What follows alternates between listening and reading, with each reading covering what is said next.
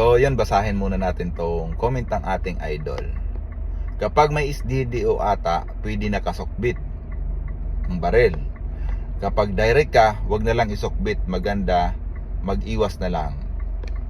So ganito siya mga idol, para at least may pagbabasihan kayo mga idol.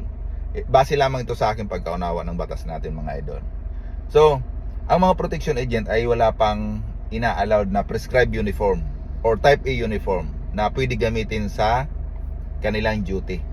So, ibig sabihin, yung mga nakikita yung kasuotan ng mga bodyguard or protection agent is civilian attire nila yon mga idol.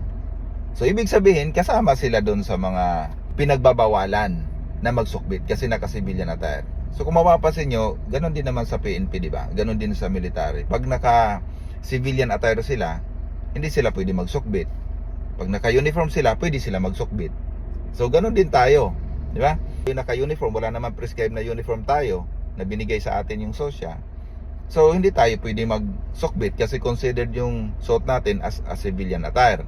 So, kung mapapansin nyo, yung mga ordinary or plain security guard, sila lang yung allowed na maglagay dito sa baywang. Kasi, inallowed yun ng batas natin kasi yun ang prescribed uniform ng SOSYA para sa mga security.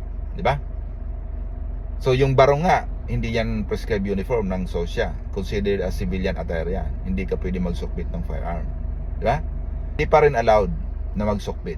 Kung magsusukbit man tayo, kahit may SDDO ka, or wala kang SDDO, make sure na hindi sila naka-expose or nakabukol.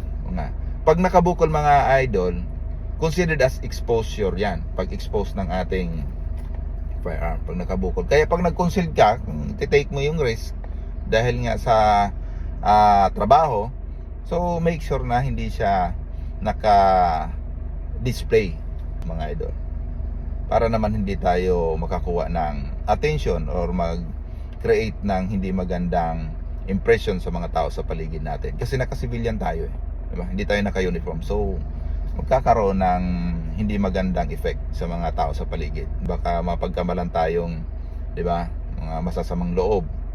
Diba?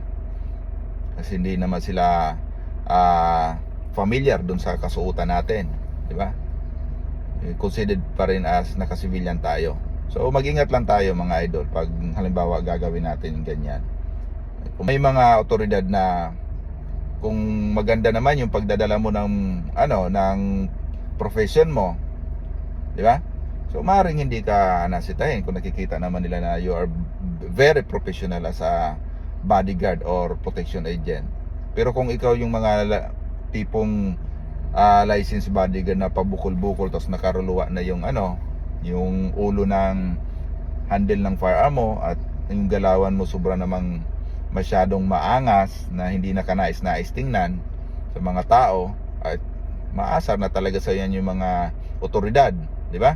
Kung sila nga tipid na tipid sa galaw tapos tayo tuloy pa daig pa natin yung di ba, yung mga otoridad sa galawan. So kumbaga natin, i-handle natin nang maayos yung pagiging bodyguard natin mga idol, para hindi tayo pag-initan. Kumbaga maging professional tayo. Kahit paano, maiwasan natin yung mga sita-sita, mga di na kailangan ng punain ka ng mga tao. So dapat dalhin mo sa tama yung pagiging bodyguard mo at pagdadala ng firearm. So kahit sa mga civilian, ganun din. Maging professional tayo sa pag-carry ng firearm natin. So yun lang, at sa mga followers natin at kay idol, sana makadagdag sa reference nyo yung ating binigay na idea. So maraming salamat mga idol.